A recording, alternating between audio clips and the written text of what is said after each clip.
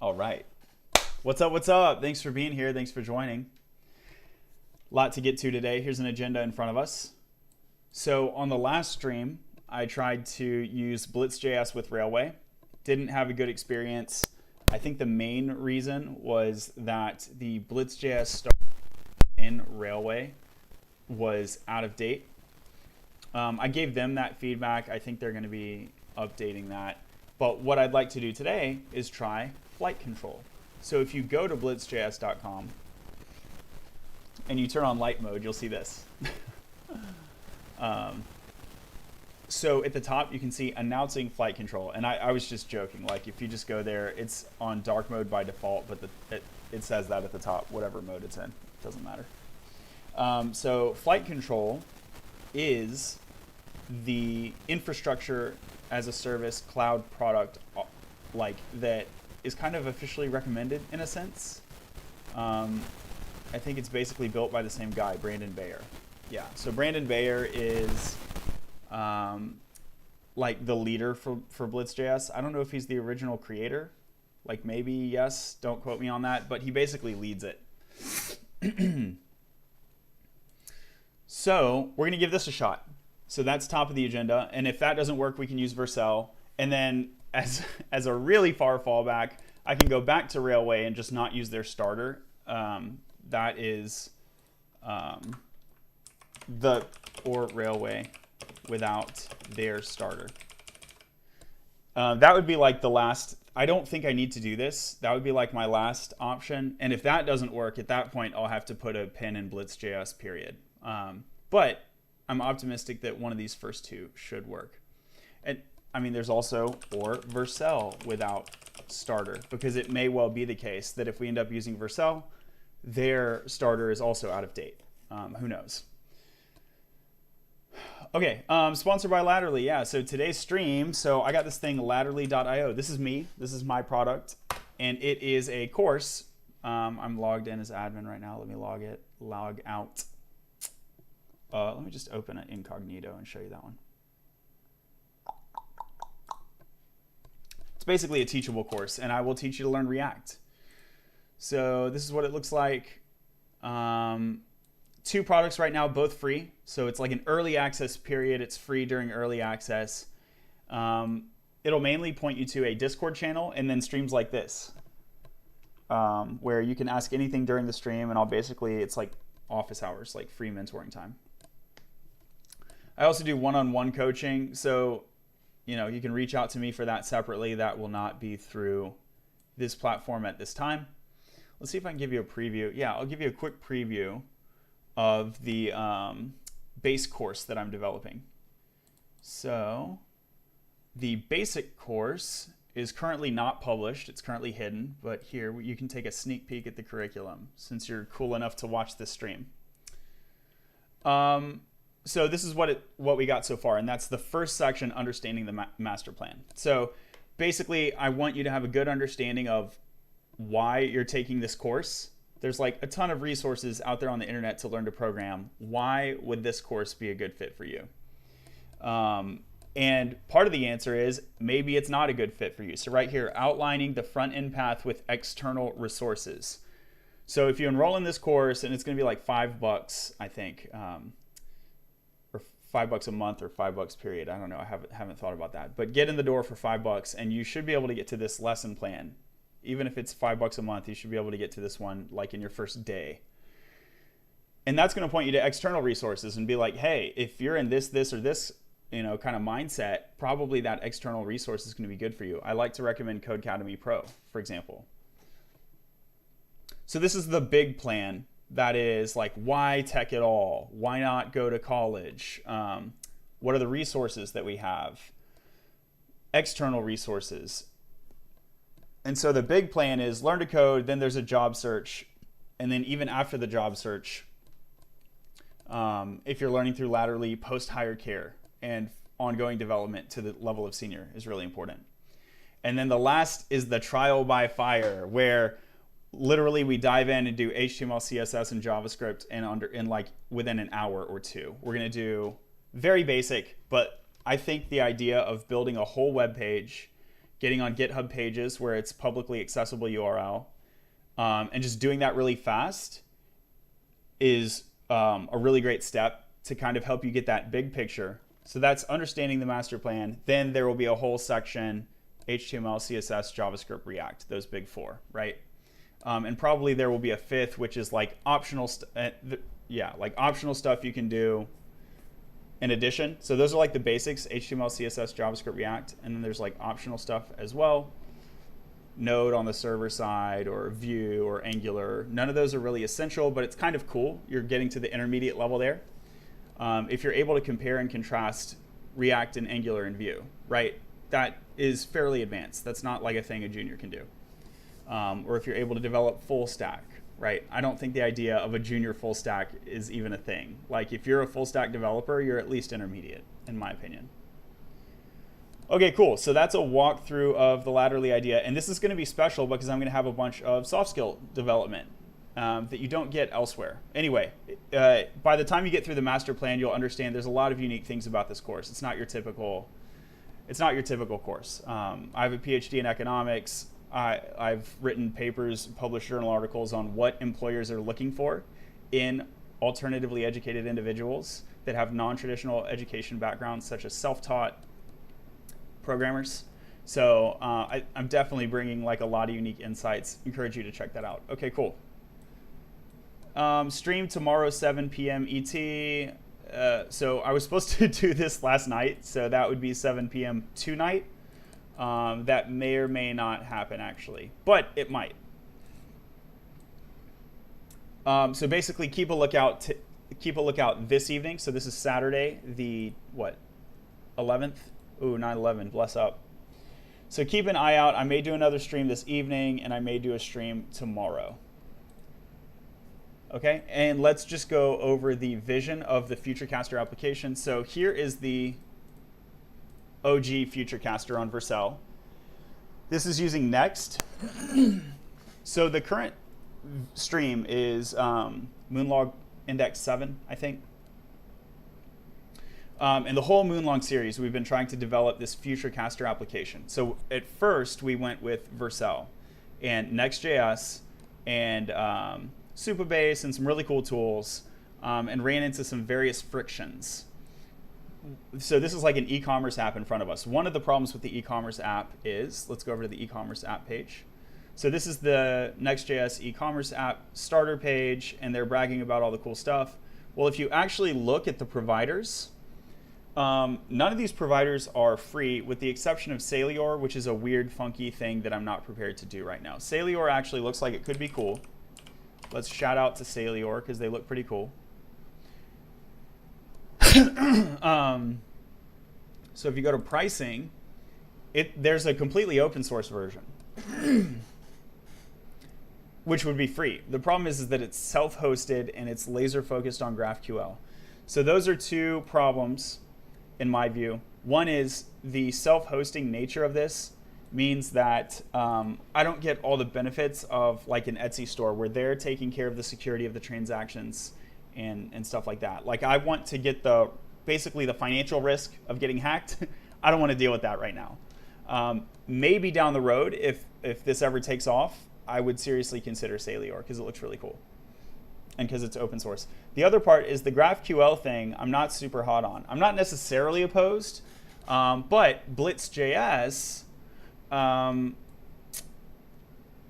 uses React-Query, and one of the big things about React-Query is that there is support for non-GraphQL APIs, like basic REST. So from a keep it simple kind of perspective, I'm still liking the idea of sticking with REST for now. Don't want to go all in on GraphQL. If it was like, hey, we do REST or GraphQL, that would make it easier for me to do it a way that I'm comfortable with and then kind of play around. But I'm just risk averse to going all in on GraphQL at this point. So that's basically two big reasons that, let's shout out Salior. It looks really cool. Let me go get him a star if I didn't already. But two big reasons that I don't want to go all in with that right now. So given that, back to the e-commerce page. Oh, maybe I closed it, huh? No, here it is. So given that none of these are going to work for me because BigCommerce expensive, Shopify expensive, Swell just like sells bottles, if I'm not mistaken, and I want more product than that. And Salior is not expensive, but it seems to be risky. And so basically the e-commerce starter doesn't work. And also you can go back and review in the Moonlogs, the front end architecture using higher order hooks I find is really cumbersome here. And that's one of the things that motivated me, in combination with hearing from some people like Tanner from TanStack and Theo. So Tanner, I don't know his last name, but he created TanStack,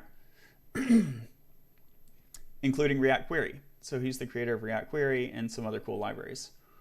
So basically, I've been converted over to React-Query, or at least I want to try it out. And Blitz.js is a framework on top of Next.js that uses React-Query. So that's why I'm really excited to try this out. The developer experience is supposed to be really awesome, and it has a command line tool that helps you build everything really fast, is the selling point. I ran into some problems using that with Railway, but hopefully that is a Blitz.js on Railway versions out of sync kind of weirdness, and it's not actually a Blitz.js problem.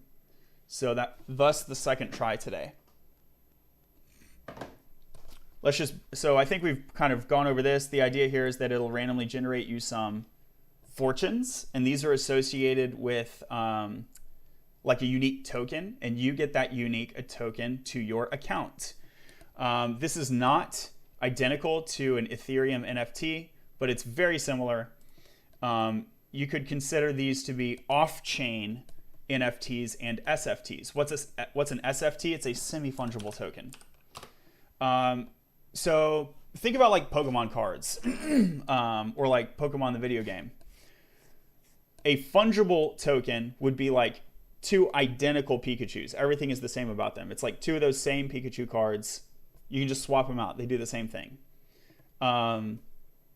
But if you played Pokemon and you got the cards, every now and then you get like a hologram one, right? Those are, the question is, are they perfectly unique, or is there another like it? If it's perfectly unique, it is an NFT, a non-fungible token. There will never be another like it.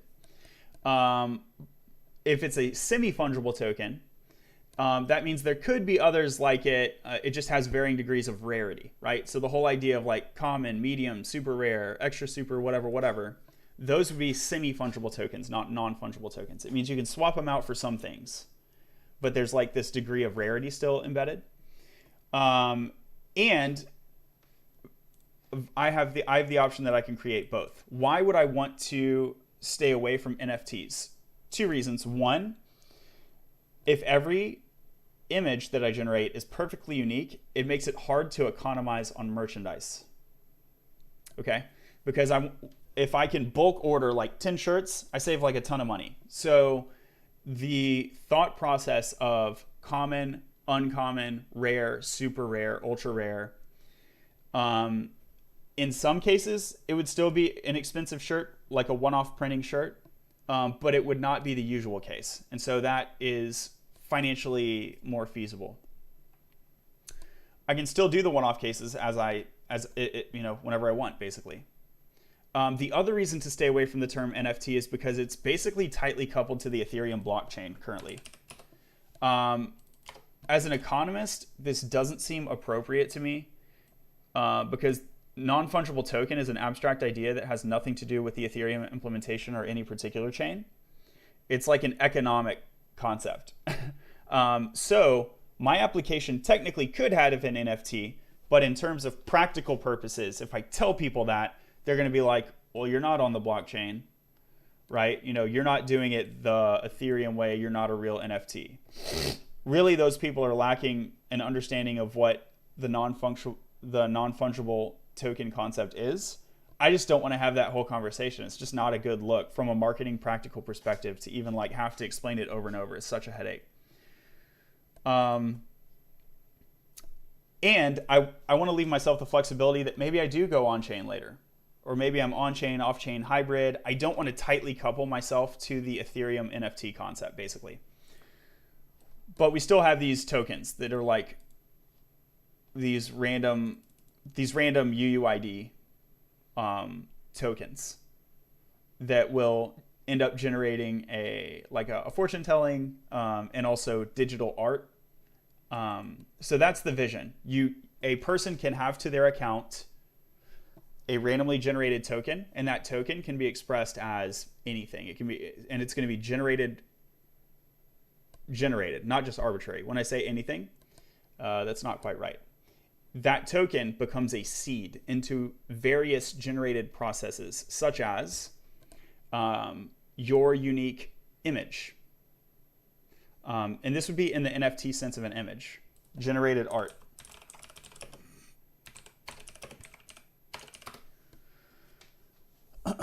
So these NFT art, they are generated. Those are AI based on input art. Let's see. NFT pandas, I think, is a good example. NFT panda. Yeah, so these pandas, you see how they have like the same kind of body shape basically, but their attributes are randomized, like their hair or their hat. They're generated art. There's like the same base panda, and then like the mustache or whatever, the hat. All this stuff is randomized, so it's generated art. And so the UUID that expressed itself as a fortune can also express itself as generated art. And that's the whole vision for this Futurecaster thing, is that you'll be able to unlock different products and different art styles. And then if you so choose, you can have merchandise based on those, or just retain digital merchandise like an avatar or whatever, or the fortune itself. Okay, I think that covers it. So specifically to do the printing and fulfillment, I want to use Printful. Let me know, leave a comment if you want to hear more about why I'm choosing Printful. They have dynamic mockups. They're like one of very few people that do dynamic mockups. They also have high quality product and low prices. And they're like well tested. They're well known. They've been around a long time. But it's mainly the variety of products they offer and their API friendliness is why I'm choosing them, as well as their price friendliness. They really tick a lot of boxes, to be honest with you. So here's the dynamic mockups. So the idea here would be like, hey, John, you unlocked a new image. Want to see what that looks like on a shirt? I'll dynamically generate you a mockup. So this would be how I do that. I'm not doing that today. This is going to be later. This is going to take some work, but it can be done. So that's a big reason to pick Printful. So that's the longer term solution. The shorter term solution is they can just email me and be like, hey, I unlocked this image. Can you send me a preview of what it would look like on a shirt? And I can just generate that on my computer and send it to them. Or I'm just going to use my imagination, like I know I want the shirt. Can you just send me the shirt? And they can send me money. They send me money, and then I send Printful money, and then Printful sends them the shirt. So eventually we can automate that, but the short-term solution is they can just email me. Okay. For today's agenda, we're not going to be that ambitious. We're just going to get a main page logged in, logged out versions. Hopefully with social, we'll see if we can do that. And then I'd like to get token generation working. We may not get this far. So let's dive in. And by the way, you're seeing this with me. Oh, it's a waitlist. You're seeing this with me for the first time. Flightcontrol, I heard about it and I have not even signed up. We want to work closely with folks who are excited about this. You'll help us test and refine the product. So that nuked that really quick because I have to pay $20, and one of the attractive the attractive part is that it's free. So I'll join the wait list and we'll go over to Vercel instead.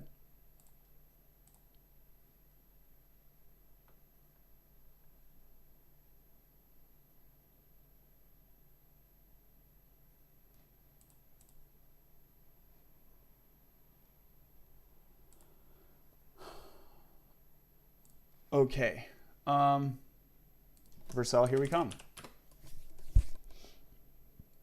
Here's Futurecaster. That's like the OG Futurecaster. We're going to do a new project. clone a template. So I don't want to import Futurecaster Blitz.js. I want to overwrite it. I'll even delete it. Here, let's just do this. I'll just delete the existing.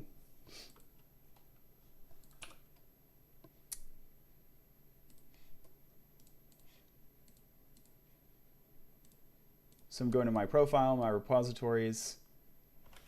Here is Futurecaster Blitz.js. I'm just going to straight up delete it so that I can have Vercel recreate it.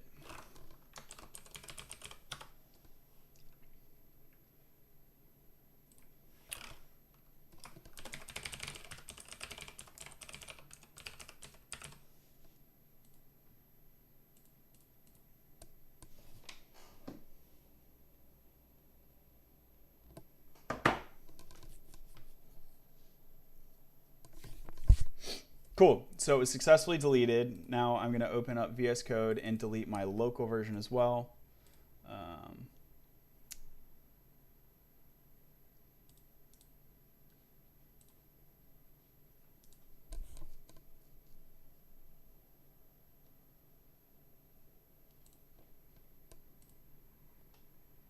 How gross that it's opening up PowerShell again. I updated something and now I have to reconfigure that. It was set to default to git bash. Okay, and I can't just open it like that. Cool. So I'll use the good old Windows Explorer. GitHub. Futurecaster Blitz.js. And yeah, to make this quicker, I will, so I need to remove it from here, remove from workspace, or else it will complain that it's like under active use. So I removed it from the workspace, close that. I'm going to rename this old. So I'm going to rename it because that's usually quicker than a deletion. Now I'll start deleting it, but it's no longer conflicting with my desire to create a new repository. So let's go do that now. So yeah, so it disappeared. Oh, that's cool. It it refreshed itself automatically. So let's browse all templates and we're going to go for Blitz. The result of running npx blitz new. We'll see if it is though. We'll see if it is. Is it really the latest? Let me have the Blitz repo open.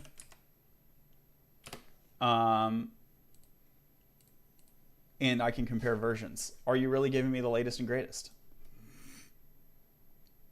So we're up to v4. Yeah, if I go to npm blitz.js, is it 40? npm blitz.js. Oh, it's still 3.9. Okay, so the 40 is canary. It's like it's not quite yet released. I'm stoked for 40 to come out though. Okay. So I should get 039 from this Vercel starter, which I don't think I did from the Railway starter. Create Git repository, GitHub, yes please. Blitz.js. This will be Futurecaster Blitz.js. And it's not private, okay. Create a team name. We'll skip the team name. Deploying to personal account, yep. And it's doing so now. Cool.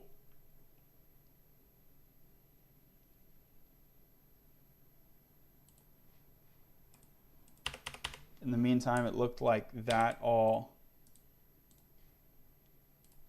was successfully deleted.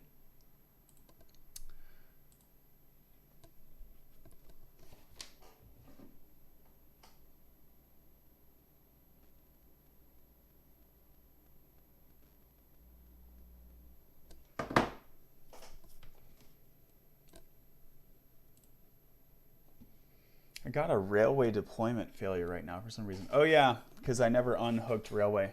Okay, I guess while that's happening, I'll go unhook Railway. It's like, you just deleted the repository. What's going on, man? Project usage. This So how do I delete it?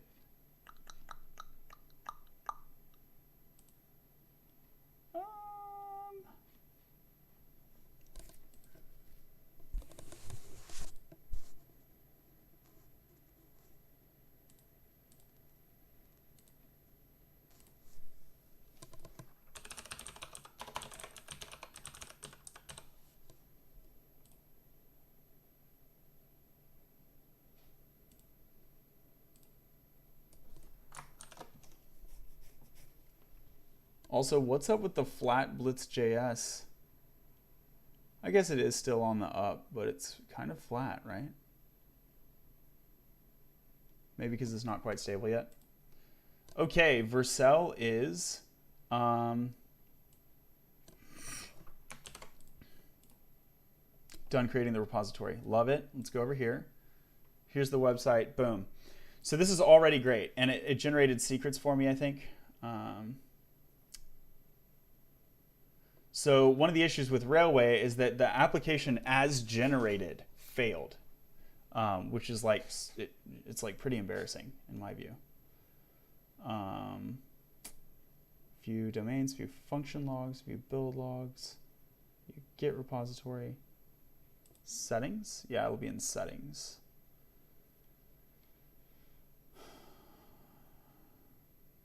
Serverlet environment variables. There we go. So, yeah, it didn't actually generate any environment variables. So that's interesting. I don't know why that's the case. That Vercel didn't need environment variable, but Railway did. So I could be wrong here, but my intuition then is that Railway is introducing some additional layer. Kind of cool if it's a security layer, except it's a problem if it like doesn't work well, right? Okay, so this is working well.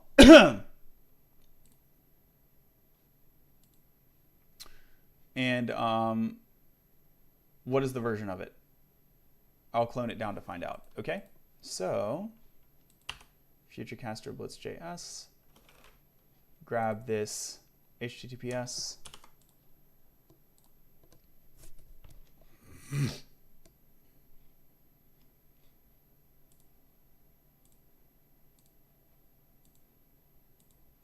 Dude, now you're not even letting me drop down.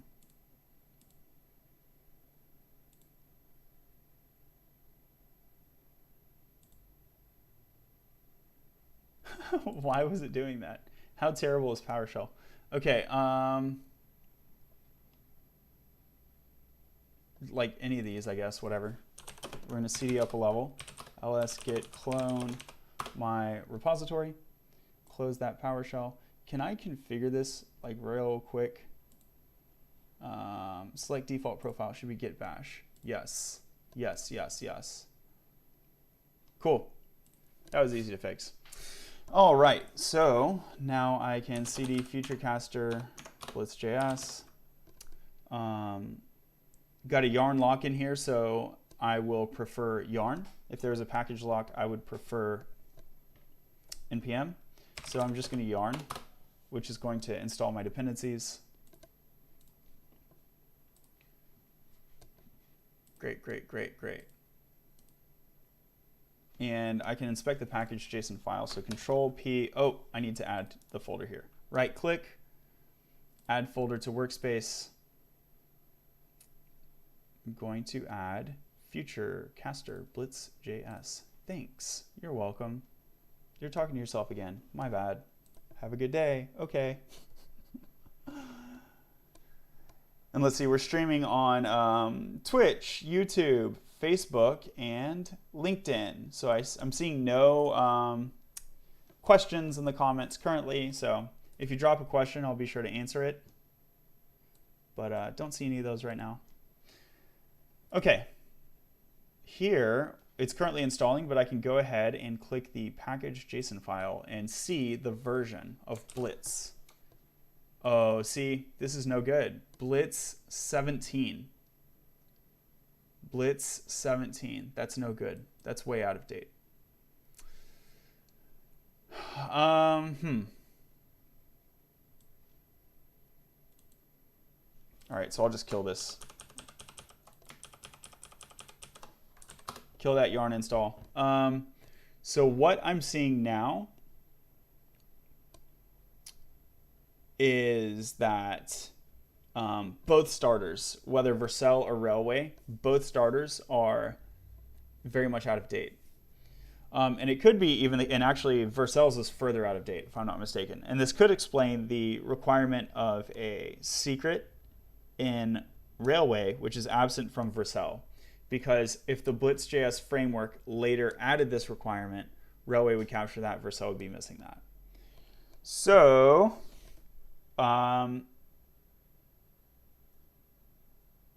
yeah, so I'm going to nuke this repo. Yup, gotta nuke it. And then we gotta use the Blitz, let's see.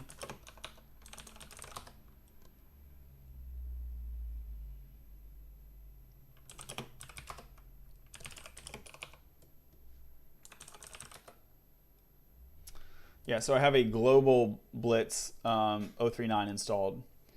So we will generate our own project using Blitz. So I'm going to keep this repository shell, and I'm just going to delete everything inside of it. Yeah. Futurecaster Blitz.js.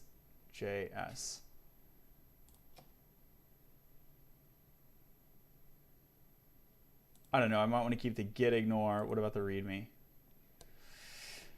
I'll keep the git ignore. The prettier blah, blah, blah, blah, blah, blah. I'm just going to keep the git ignore. And because I'm not sure if the new one is going to generate me a new git ignore. Okay, let's delete all of that.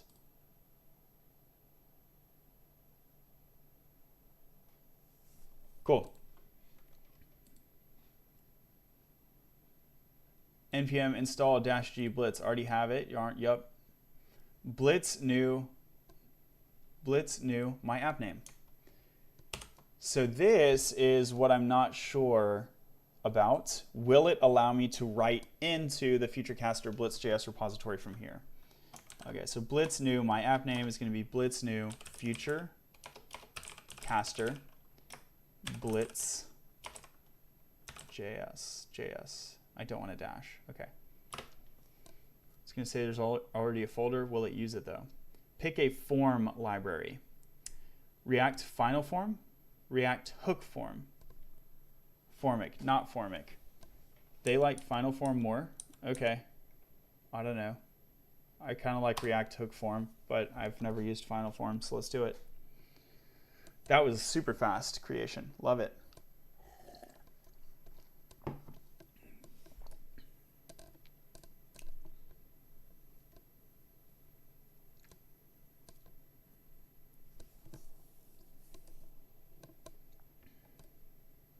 Oh, my back aches. I'm such a programmer.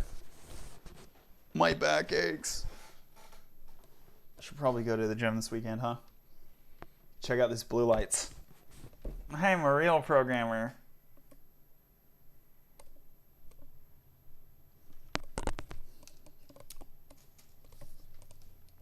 Actually, these could help. Just made fun of them, but let's do it.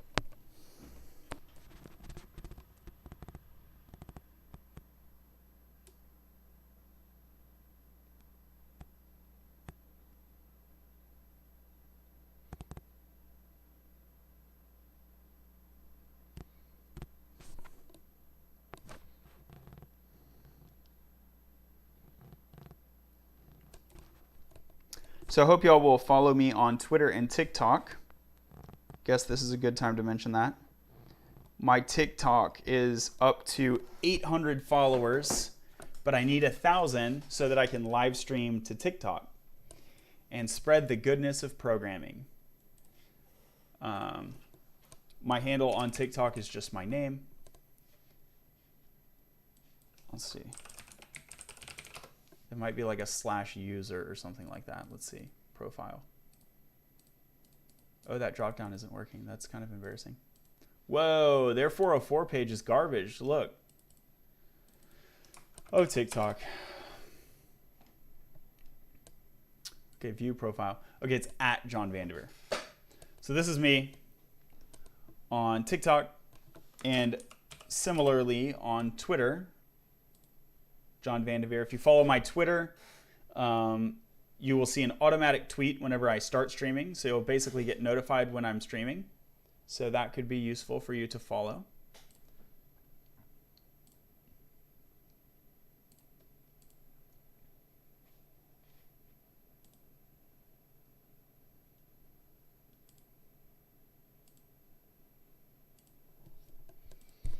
Okay, VS Code, are we done? We're done. Your new Blitz app is ready.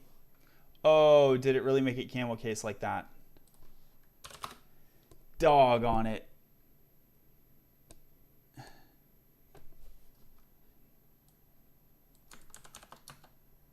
No, it really made it camel case. Okay, I'm not gonna panic. I hate camel case folder names. Do I have node modules already here?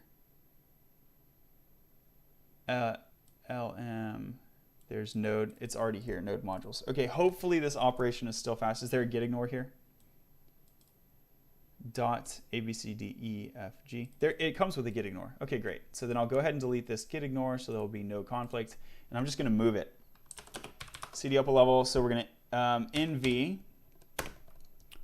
Futurecaster Blitz.js. I'm going to NV-R recursive asterisk. So everything under there to Futurecaster Blitz.js. Bam. Unknown option R. Is it capital R? Unknown option R. NV-help. What is recursive? Force, no clobber. Target directory, ... Okay, so maybe I don't need the recursive command. Let's see. Cool.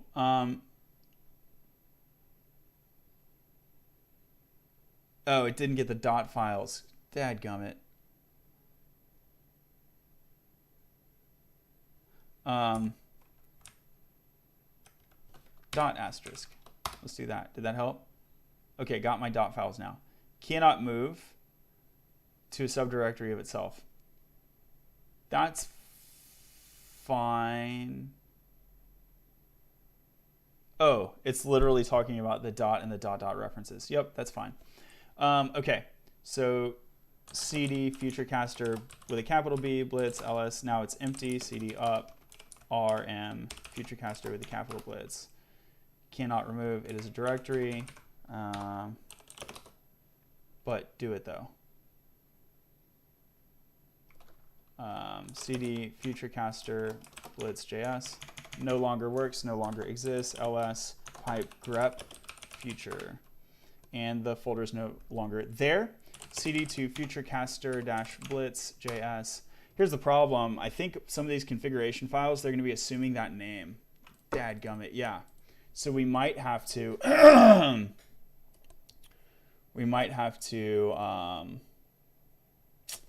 regenerate. Isn't that terrible?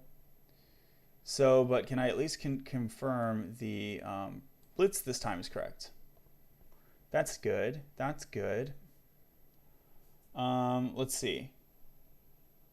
How much stuff is broken? Can I just patch it by... Yeah, let's see if I can do this. Before I go about regenerating the whole thing, can I just Control-Shift-F? How many places does it actually say Futurecaster Blitz.js? It's not that many, right? And 2 of them are in the README. No bigs. So we will just redo it.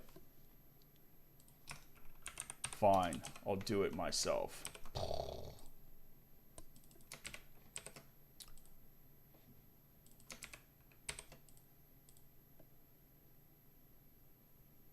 I even kind of want to leave those.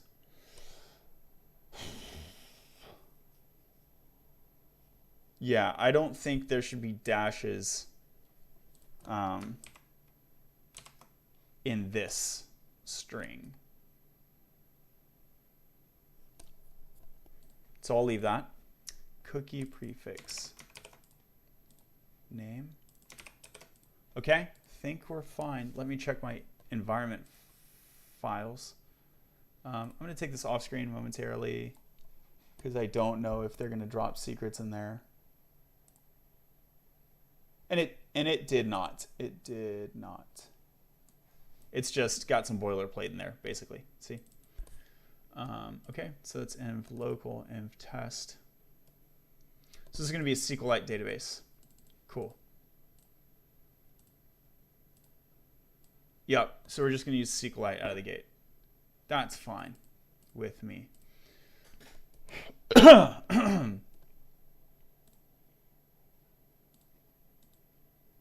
right, so hopefully I didn't just wreck everything. Ensure the env test file has the local requirement variables.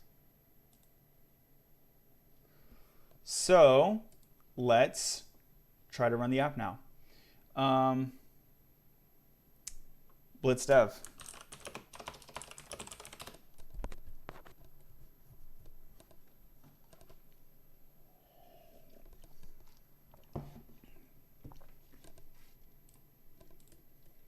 Compiled.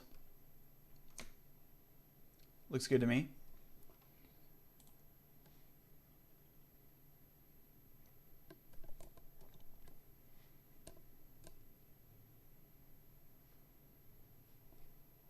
What are you working on? I came in like 5 minutes ago.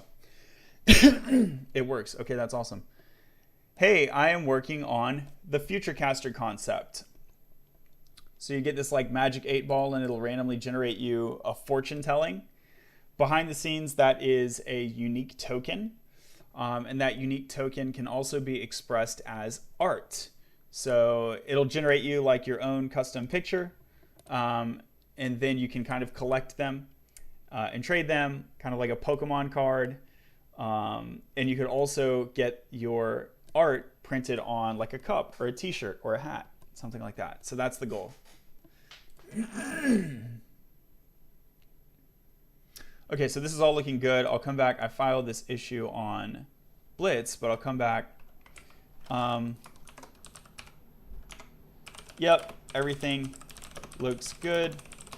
Seems like both Vercel and Railway have out-of-date starters that don't cooperate with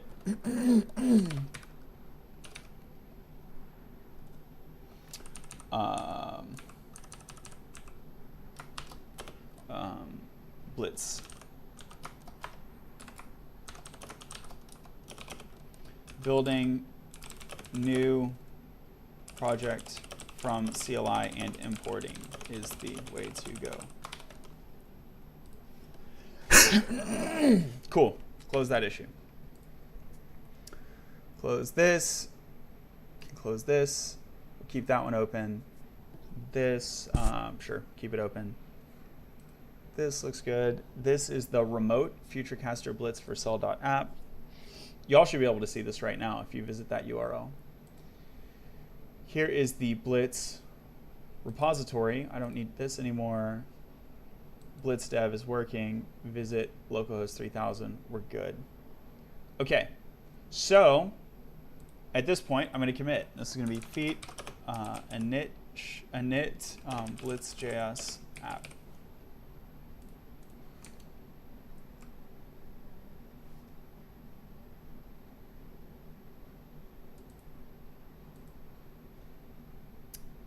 Did not match any files. Ooh, yikes. So VS Code is lagging or something. So let's open up another shell and do this with bash. The terminal is using deprecated shell arg settings. Do you want to migrate it to a profile? No. Okay. So here we're going to get status. These are untracked files. I want to track them. So git add. I want to add everything. Git status again. Oh, and it still left out my dot files. So I'm going to git add dot asterisk. Okay, that doesn't seem to have worked. I'll just name these one by one then.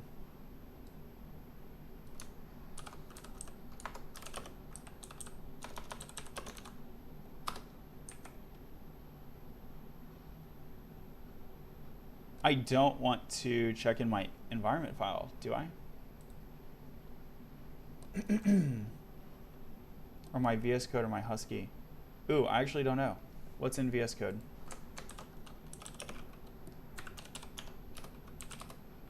Extensions settings. Let's vim extensions.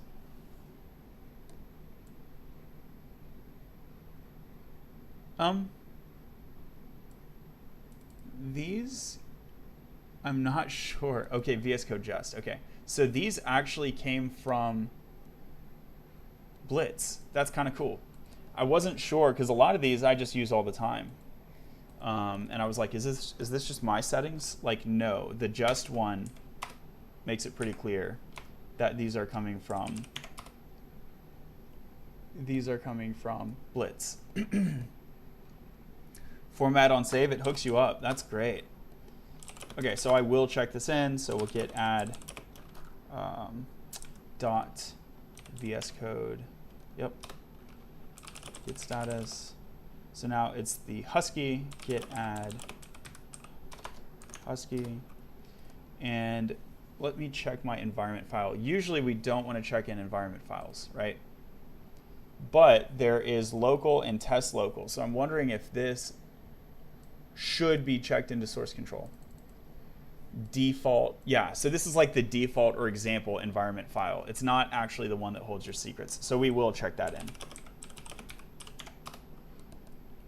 Cool, so status should have nothing read. Great, everything's ready. We'll git commit -m. This will be feat init blitz app.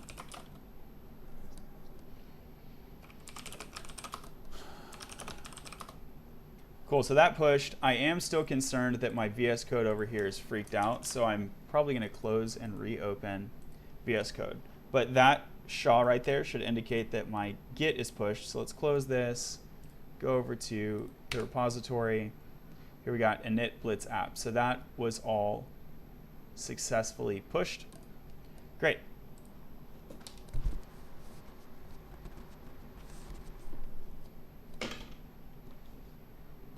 And now that Git is all resolved, my repository shouldn't be confused anymore. Git bash is the default, but it's still opening up PowerShell. Jest, yeah, we can install Jest. That's cool.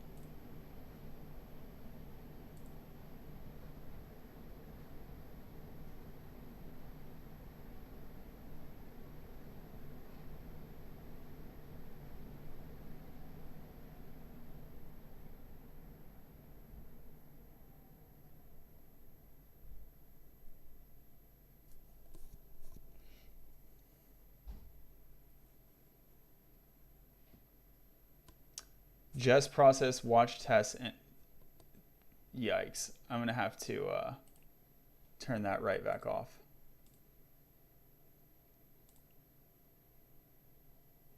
Okay, I'm not going to install these extensions. I thought it was cool that they were suggesting things to help, but they're like already erroring and I just installed them.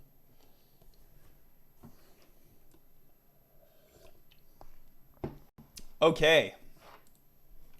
Closing stuff and opening it again. So we're on our terminal. We got bash. Let's go. Git status, ls, git status. Everything's up to date. Love it. Now we're ready to actually code. So I got blitz dev. This web page should be dead, by the way. Yep. Okay, cool. So I'm going to blitz dev and have this running, and I'm going to have a second shell that I'm working on. We'll see if this works. I don't know if Blitz supports this. It might get pissed off because we're basically have the application running and we're making changes to it on a different shell. I'm not sure if those are going to play nice together, but we gonna see. So here's compiled successfully. So let's refresh this.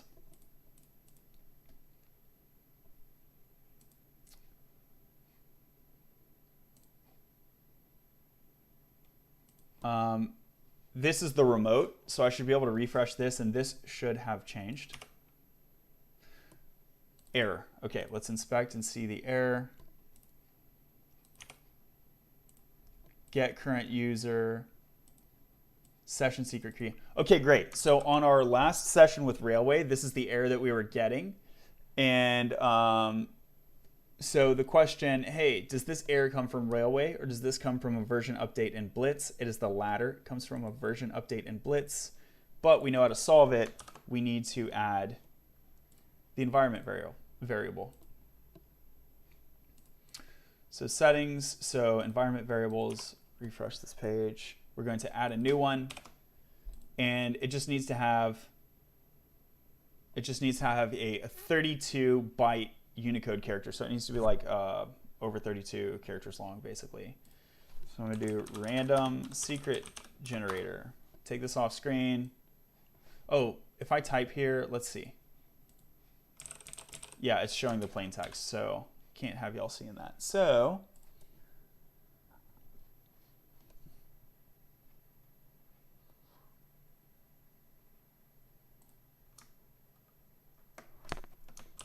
cool. So I got this. I'm gonna close that. I'm going to bring this off screen real quick. Boom, boom. Add it. Added successfully. So I think, so now you can see down here I have session secret key and the value is hidden, but I think it should be good. So now I want to kick off a new deployment. I basically want to redo this deployment. Let's see, how do I do that? I'm forgetting. That just opens the page, right? Deployments.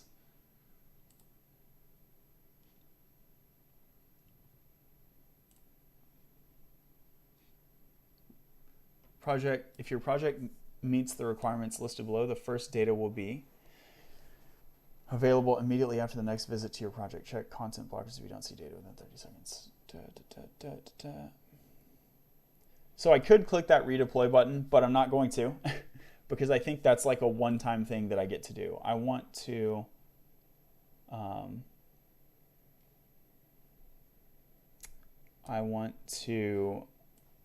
know what is the way that I can always restart it. I think I need to use the command line.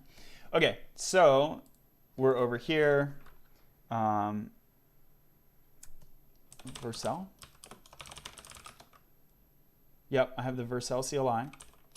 Vercel deploy. Setup and deploy. Huh, what's going on? I'm gonna go with yes. We did a git push. If it all breaks, whatever. Found a scope, found a scope. No, you're getting confused, amigo. Link to it. Yes, I'll link to it.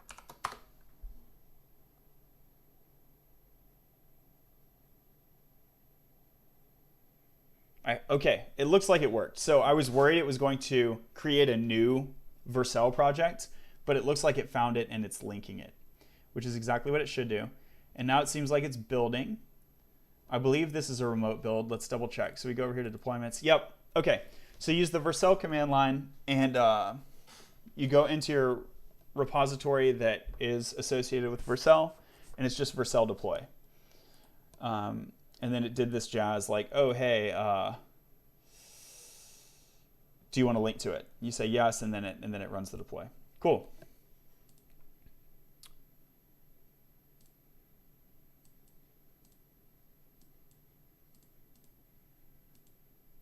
So here we are. That is the remote. Here is local. Is local having the same issue? Let's refresh this page. Local is not having the same issue. Okay, cool. So on my local, here's Blitz generate all project name string. I don't want the project model. I want a different model. Let's see. What do I want? I want Futurecasts. Oh, so that's already done. Let's see. Is it working now? Still not working. You must provide session key environment should be 32 characters long. Okay. I'm going to do, let me make sure that my password was long enough. I thought it was, but maybe it wasn't.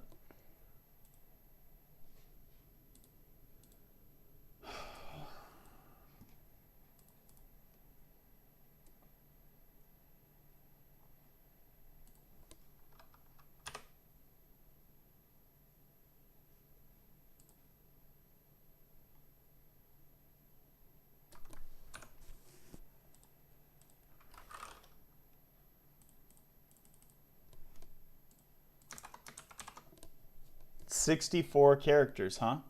We got 64 characters. Session secret key is 64 characters.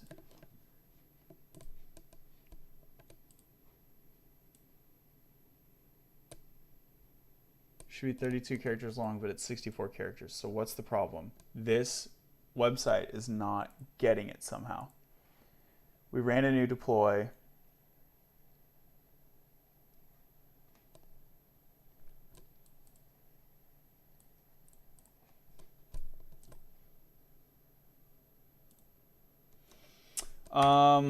Maybe because I deployed from my computer and my computer is not aware of the environment variable. So let's try this.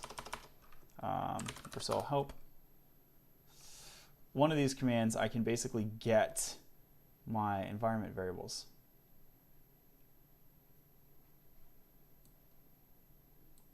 Okay, so Vercel and pull, I believe, is the correct one. So overwrote the env file. Let me just go over here and check.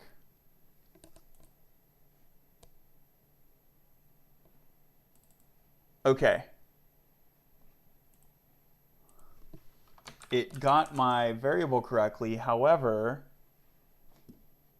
it wrote it in the env file, which is checked into Git.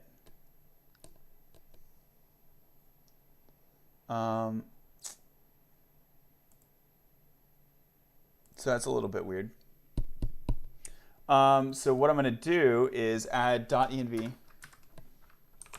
to my git ignore and copy my .env file.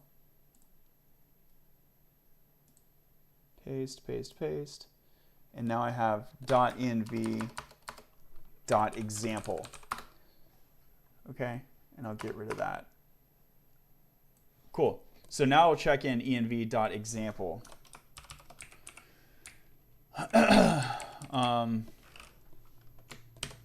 And I won't check in my .env file.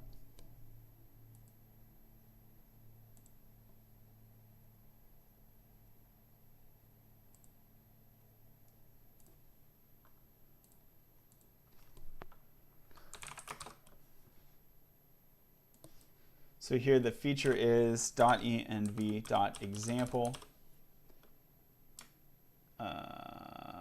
Ooh, dang, I almost did it. .env.example. Yo, VS Code, what's going on? Okay. .env.example. Let's commit that and push. Now I should be able to refresh and this should vanish. It didn't. It didn't. Okay. So I need to actually push a deletion of the env file.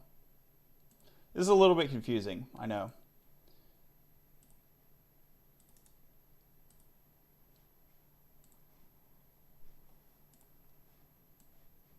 Okay. So here,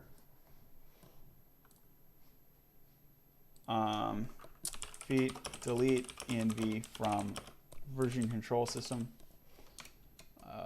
Okay. So I'm going to delete it so Git is no longer tracking it. Then the env copy I made, I'm going to rename it back to env. And now it should not show up as an active change. Cool. And you can see on the left under the source control, I have 0 active changes. So all of that was to make Vercel happy, basically. So Blitz.js said, hey, we're going to make an example environment file, and we're going to call it .env. That's what Blitz.js said. Vercel said, hey, .env, that's not an example file. That's a real file. So that's why I had to do all that. Okay, now let's try Vercel deploy again. And perchance it will use my environment file this time.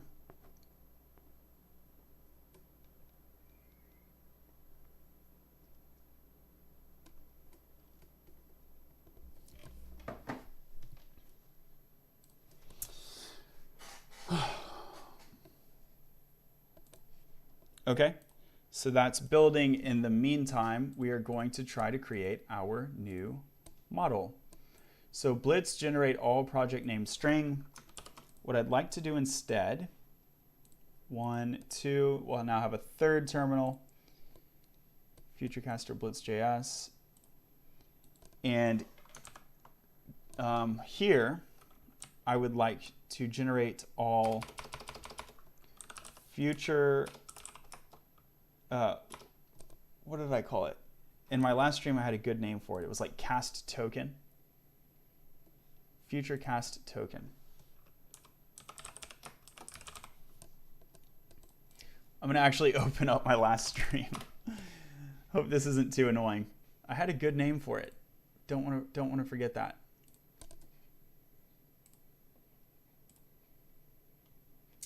Okay, so this is looking back at Moonlog 6. I have a transcript. Great, that'll make it easier. Boom. So token.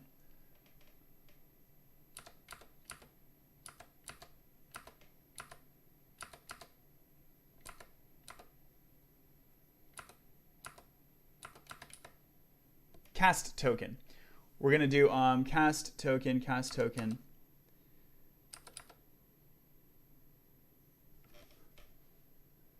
I like the idea of calling it a cast token. Yep. So what did I call the properties? So let's do this. Cast token. Boom.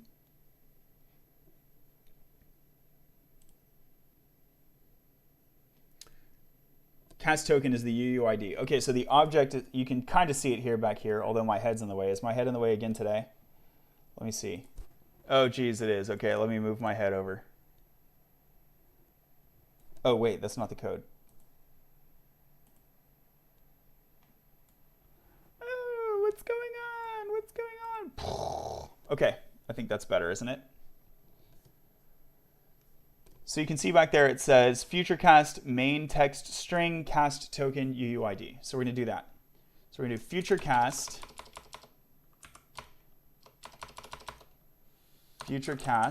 main text string cast token UUID. Let's do it. Bam. See if it works. So this is the part that was erroring for me without fail in Railway, but I think it was due to a mismatch of versions. I don't think it was like anything intrinsic to Railway.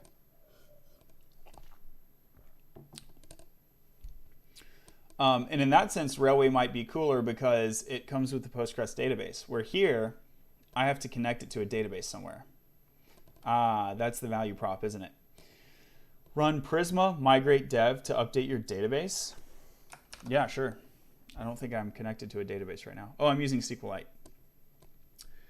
UUID is neither a built-in type nor refers to another model. Okay.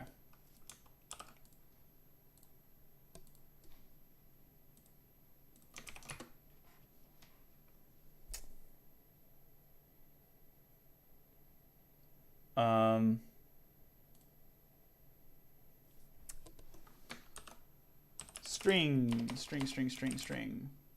So there's string.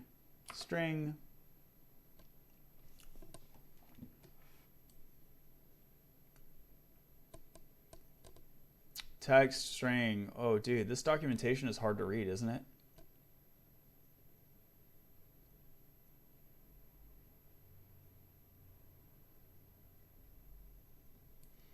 Okay, so we can look along the right hand. Excuse me. Here's string. Great. But that doesn't map directly onto what we say in the Blitz.js generate command. So this is a lowercase string.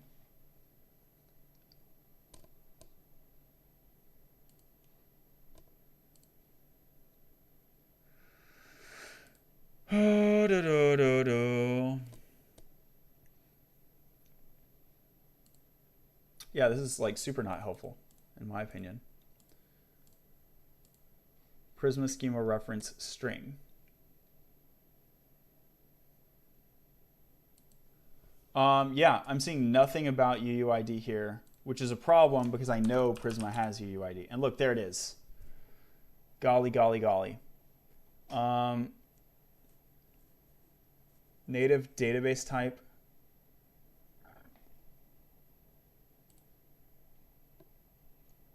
So here's the Prisma schema. Where's UUID? Yeah, see, I'm like 100% sure that this is the problem. It did not support. So Blitz.js did not generate my UUID, correct? Blitz.js generate UUID.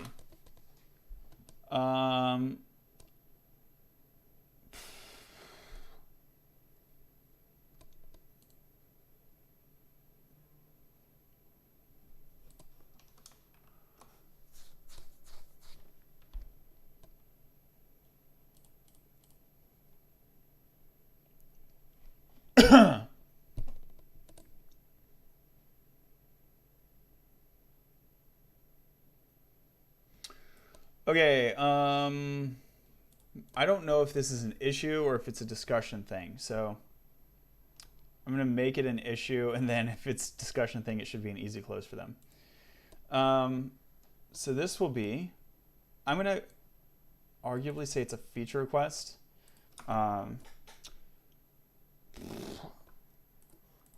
Blitz generate UID.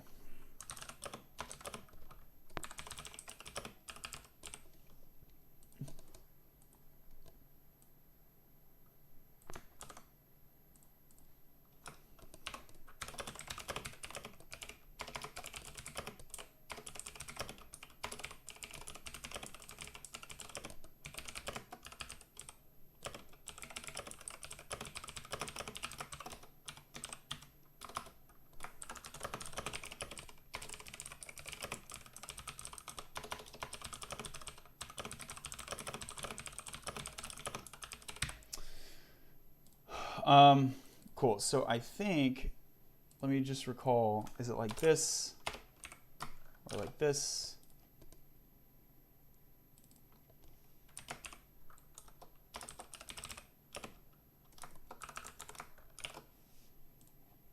Prisma UUID. What is the syntax?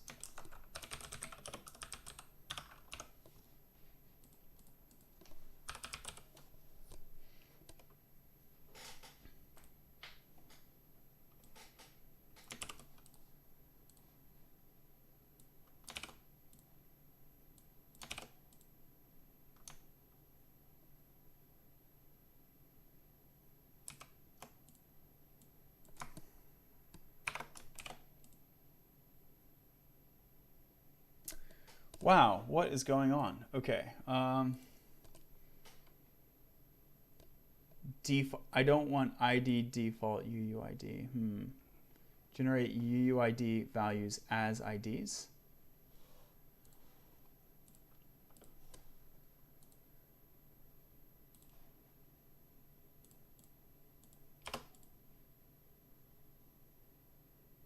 Default. Yeah, default is correct. So what does default do? It is the default value of this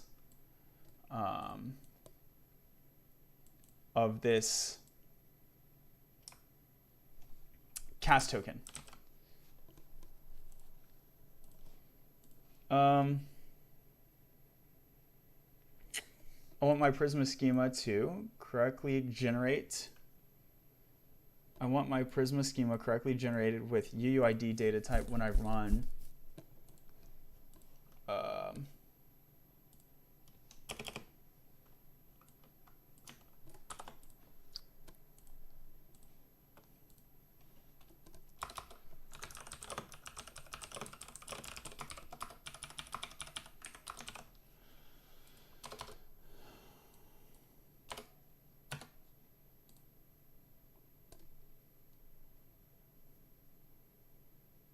I think that's good. We'll see.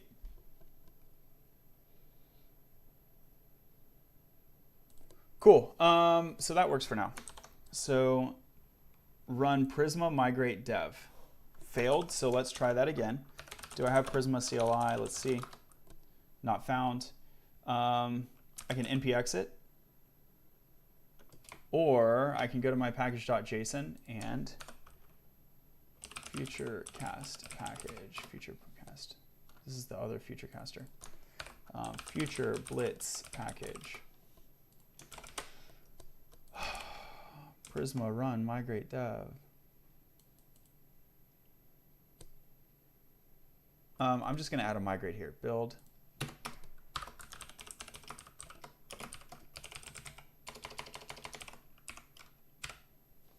Okay, so why am I doing it like this? Because I don't have the global Prisma command line installed. I could install it, but then I'd have to worry about keeping the versions in sync with this application.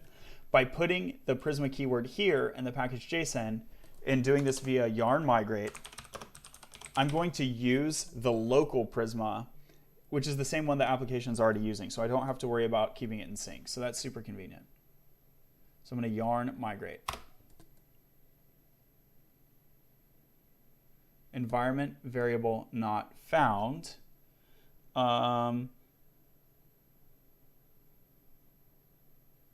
Okay, you're correct about that. It's just a SQLite database. Let's see. SQLite test local. Yeah. So when I used Vercel to override my env file, it destroyed this SQLite env value. So I'm going to pull this off screen because I need to go into my env file real quick and just paste the SQLite reference, which is the line that you saw a moment ago. And I'll also add it to the env.example. So you can see what I did there. I just added database URL SQLite. Cool, let's try it now.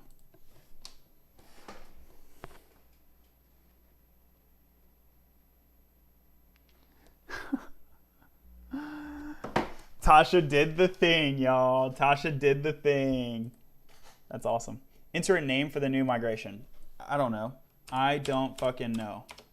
I don't fucking know.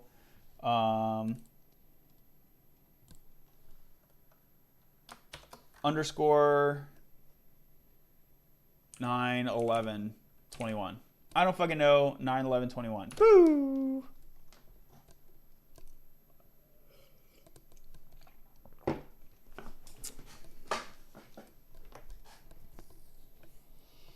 My database is now in sync. Hell yeah! So, here's migrate, and I'll do Studio. Oh, Studio, they already have Blitz Prisma Studio. You wild thing. So I can Blitz Prisma. That's wild. That's wild. I love it. I don't even need to install Prisma because I have Blitz Prisma. Blitz Prisma Studio. And I think that's using the Prisma version that's under my global Blitz install. Okay, there's Futurecast. Here it is. Unable to run script. Oh no. Does not exist in the current database.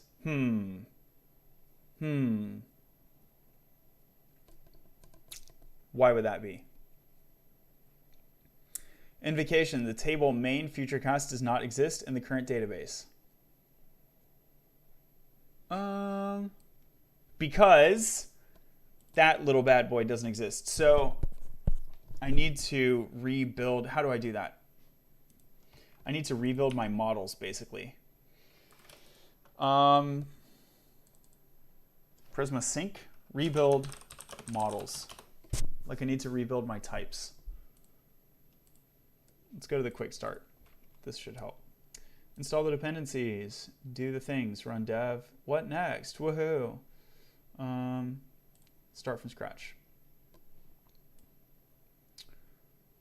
Init connect your database. Whoa, these are not, nope. These are not what I want. I'm gonna close that. Close that. Let me refresh the remote. Did we fix the environment variable issue? Yes, we did. Okay, so whenever I did the Vercel environment pull, and it brought the environment variable that I had put into Vercel Cloud, it brought it to my local. Now that I have it on local, and we did those environment variable shuffle arounders, then I run a new deploy, and the environment variable stuck, and it worked. So now I can sign into this bad boy. I'm not going to, but I can.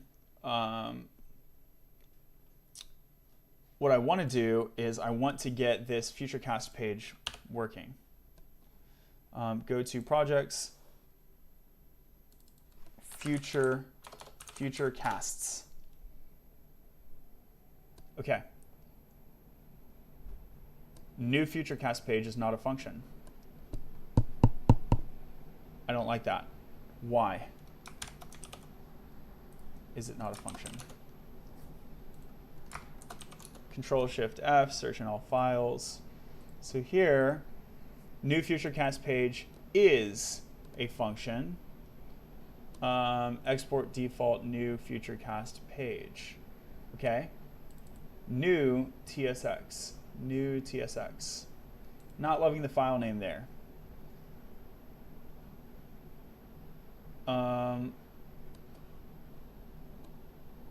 Okay. That's fine, that's fine.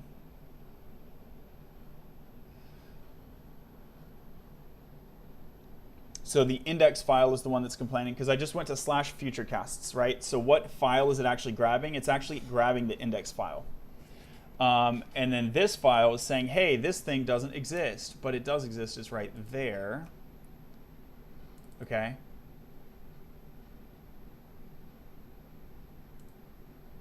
Create a Futurecast. Name does not exist on type Futurecast. Ooh. Blitz.js, what are you doing? It's assuming that every object has a name. Ooh, party foul, Blitz.js. Blitz generate all project name. Why would you do that?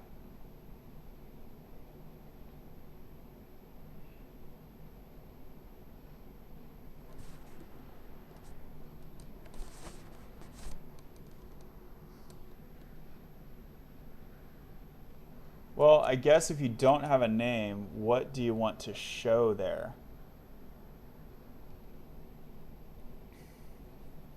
So I'd like to show main text.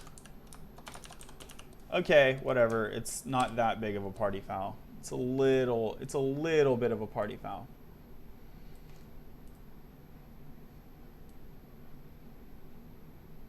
Okay. Was that enough to fix it? Let's see. So go over here, bash. Oh no, it's not a function.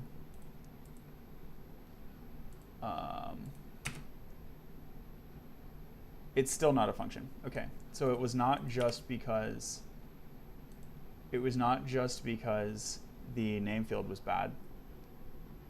Uncaught.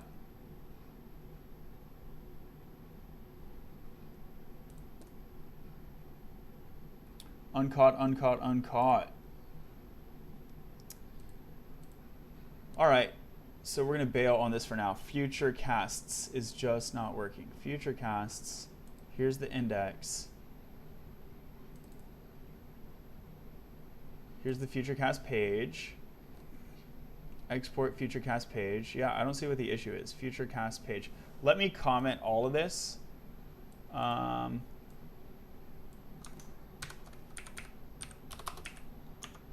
just do span saw. Saw. That should work. Saw.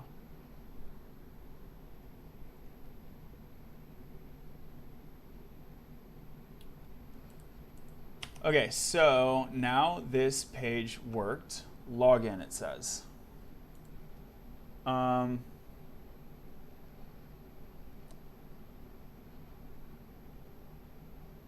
Okay, so what it might be is it might be mad that I'm not logged in.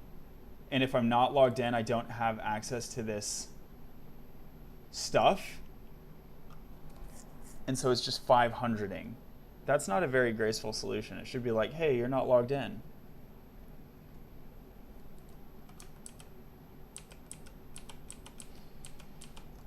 So let me comment this link. Let me comment that whole paragraph. Does the suspense work?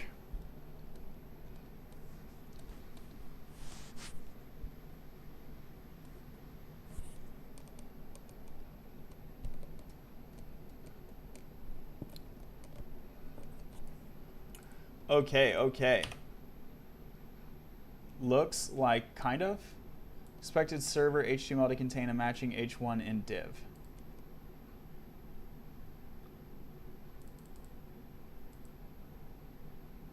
That doesn't make me feel good.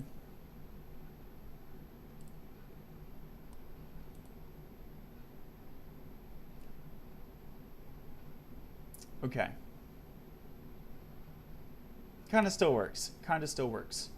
Routes.new Futurecaster page. Where's routes? New Futurecaster page is right there.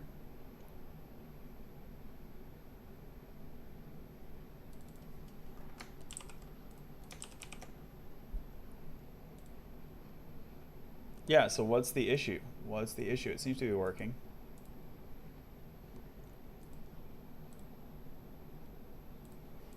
Okay, so we will uncomment this and let's just go to the page. Here's new. Router. Let's comment all of this and just get the minimum here. Maybe something here is Futurecast form. Maybe something here is freaking it out.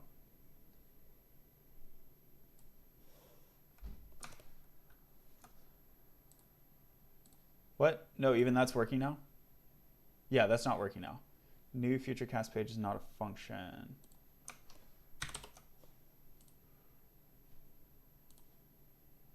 Cool. So comment out that piece.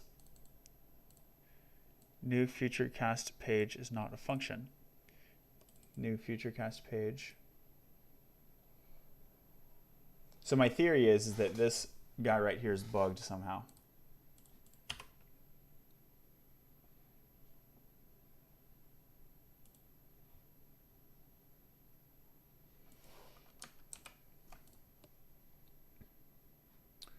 So let's comment all of this, export default.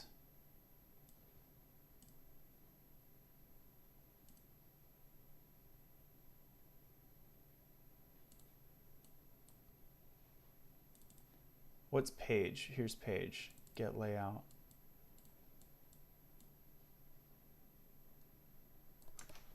How much can I comment? There's not that much that I can comment. Router, I guess I can comment y'all.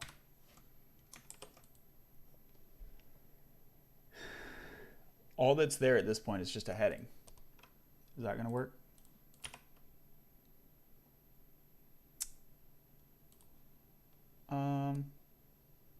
Okay. So I don't know why that's not working.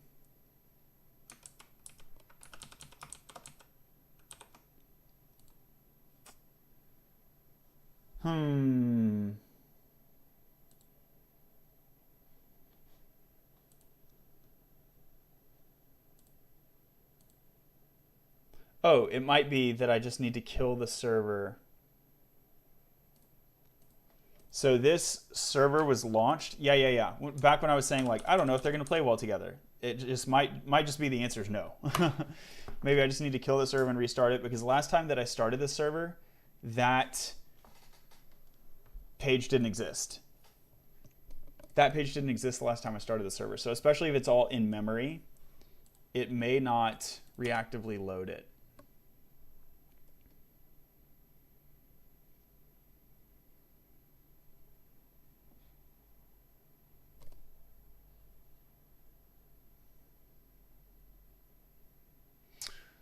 Cool. So this is still kind of erroring. That's not great, but the page is working. the page is working.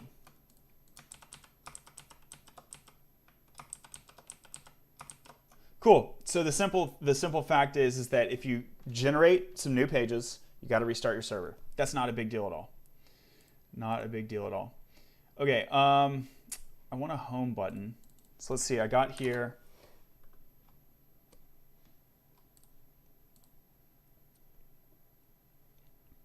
So this will be feat generate future casts. So now we have future casts. Boom. Okay. Now I have this home button. Go to projects. Go to, and they even say to restart the server, so that's on me. Here we go. Go to projects. I want to go to Futurecasts.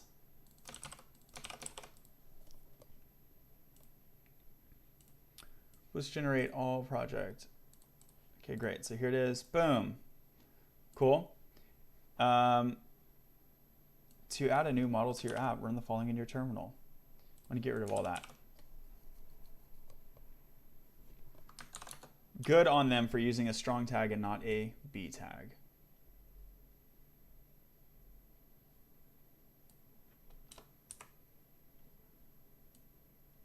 Okay, then restart the server and go to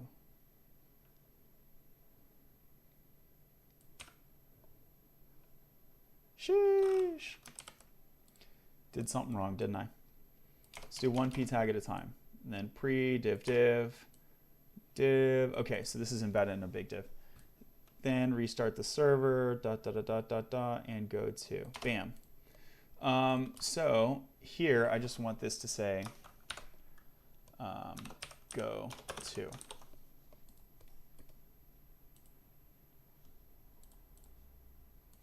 Cool. So I got out all that stuff about how to generate a new whatever. Discord community, nah, GitHub repo, documentation. Documentation, let's get rid of you. Bye.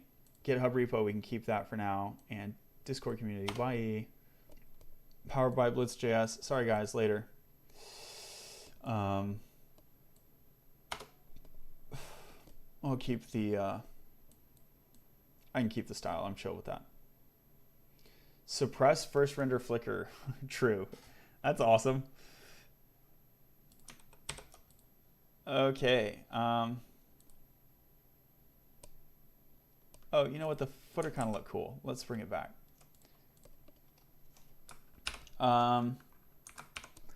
Developed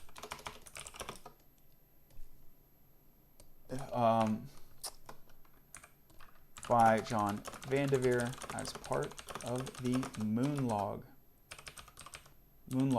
series.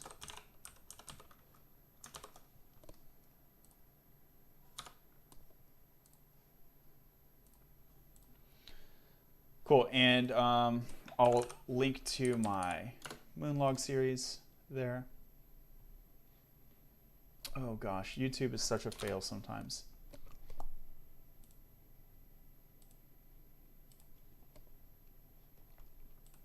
Playlists, the Moonlogs. Here we go. So, change this to that. Bam, now it opens to the Moonlogs. Good, so I got the footer. Want the GitHub to be my GitHub now. Futurecaster Blitz. GitHub repo.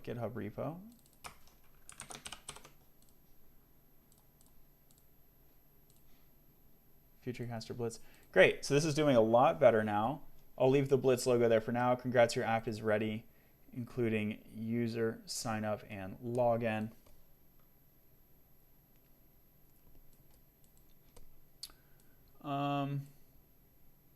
Fine, we'll leave it. Okay, so go to Futurecast. The other, so this will be feat, customize, homepage. Bam, push that. The other thing I want here is a button back to home, and I think that's all we're going to get to today. So let's go to that Futurecasts page.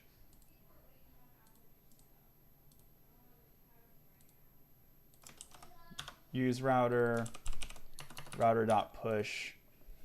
Oh, there's a previous and next page. Go to previous page.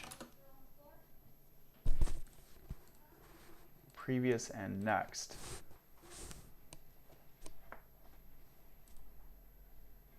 I don't see those buttons, even though they're like showing up here. Futurecasts list. Oh, okay. That's for the actual Futurecast list, and we don't have any currently. Create a Futurecast. It's just the login screen. So this whole thing needs to be authenticated. Yeah. Login or sign up. Create an account. So none of these will take you back to home. Blitz login.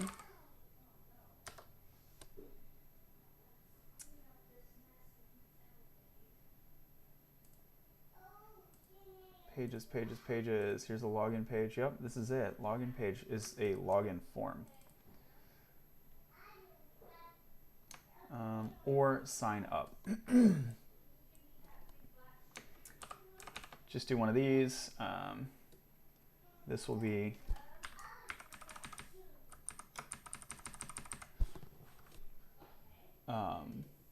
return to home page.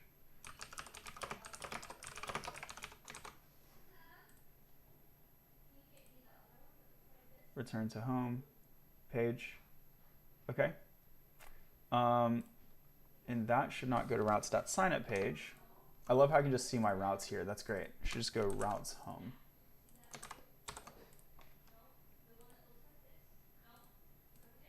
Cool. So it takes me there. Sign up. I want to add the same thing to return to home page. So here's sign up form.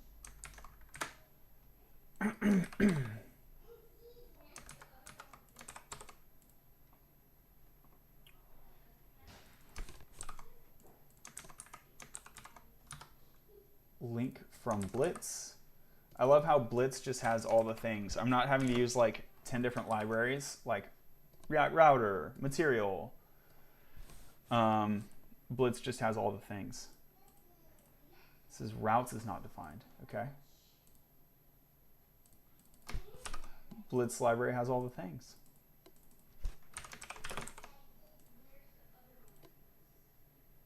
Return to home page. Cool. So now I can actually like click around, right? Login. Return to home page. Sign up. Return to home page. Futurecast. Return to home page. Okay, I like this. Cool. This would be feet return to home page buttons.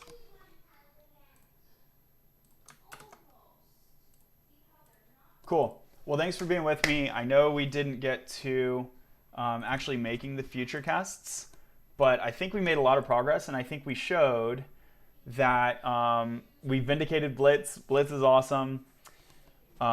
We may have even vindicated Railway because them giving you the Postgres database out of the box is pretty cool.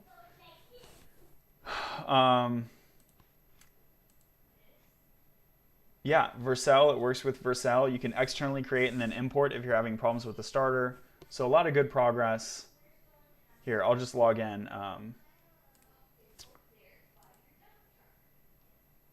Because that'll be cool. Sign up.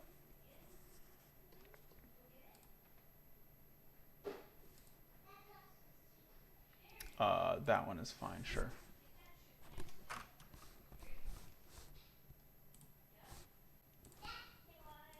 See if this sign up stuff works with Sequelize or not. Ah! Are y'all gonna be able to see this? Okay, it's masked. That's great.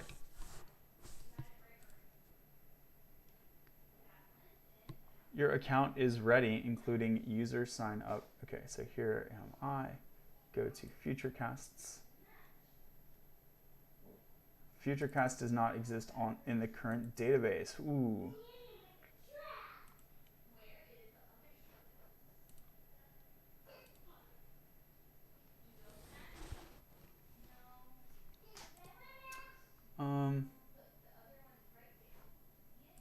Prisma rebuild database.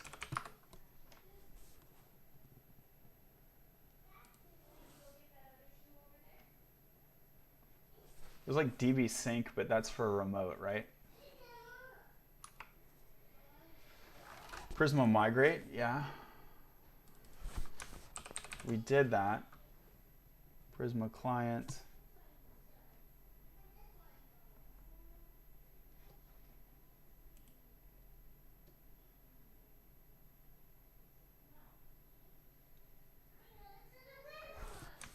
Let me just do Prisma sync.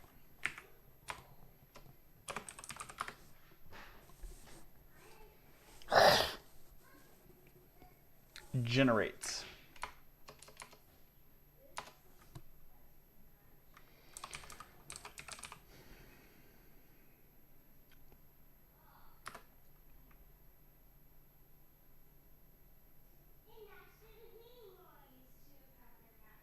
Create migrations from your Prisma schema, apply them to the database, generate artifacts. Yeah, it's that dev keyword we missed, I think. Prisma DB push.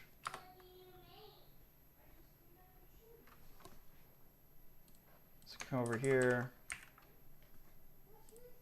Now that that's done, we'll restart the Blitz server and let's restart the Prisma Studio.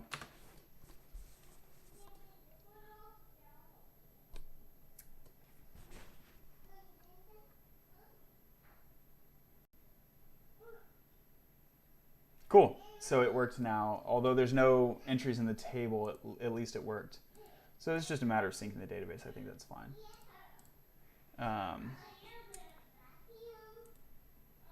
This is now compiled. Cool. And so now that web page was fixed. So I'm logged in. I can create a Futurecast. Let's do it. Foobar. There is no name. This prop might error. Yeah, because it's trying to create it with a name. We'll get to this next time, to the actual creating them. It's assuming that I have this projects model, which is fine. Everything's fine. Bye.